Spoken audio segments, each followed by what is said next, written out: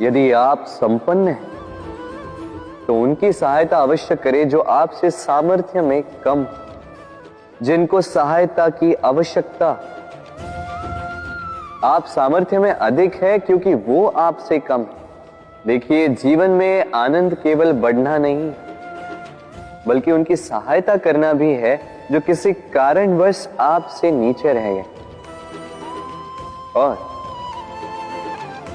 जब एक फल ये बात समझ सकता है तो आप क्यों नहीं? राधे राधे। मनुष्य जब जन्म लेता है और मनुष्य जब इस संसार को छोड़कर जाता है, इसके मध्य का काल जीवन कहलाता है।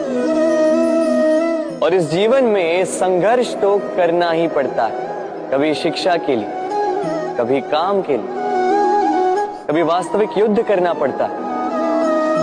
किंतु इस संघर्ष का सामना करने के लिए प्रकृति ने हमें एक और गुण भी भेजा है, प्रयास। तो जब उसके अपराध का दंड मिलता है तब कभी कभी उस न्याय को देखकर मन कचोटता है। प्रश्न उठता है हृदय में कि जब वो अपराध हुआ था तब व्यक्ति भिन्न था, जैसा कर्म वैसा फल। तो फिर प्रायश्चित और पश्चाताप का कोई मूल्य नहीं है? अवश्य है मूल्य। प्रायश्चित और पश्चाताप मनुष्य की आत्मा को बलवान करता है। आने वाले दंड को स्वीकार करने के लिए मनुष्य को तैयार करता है। अर्थात बिना प्रायश्चित के दंड स्वीकार करने का कोई मूल्य है? स्वयं विचार कीजिए। परंतु इन्हीं इच्छाओं के गर्भ में ही ज्ञान का प्रकाश भी।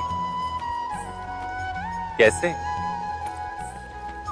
जब इच्छाएं अपूर्ण रहती और टूटती, तब वहीं से ज्ञान की किरण प्रवेश करती है मनुष्य के हृदय। ना, क्या आप किसी ऐसे व्यक्ति को जानते हैं जिसे सब कुछ प्राप्त हो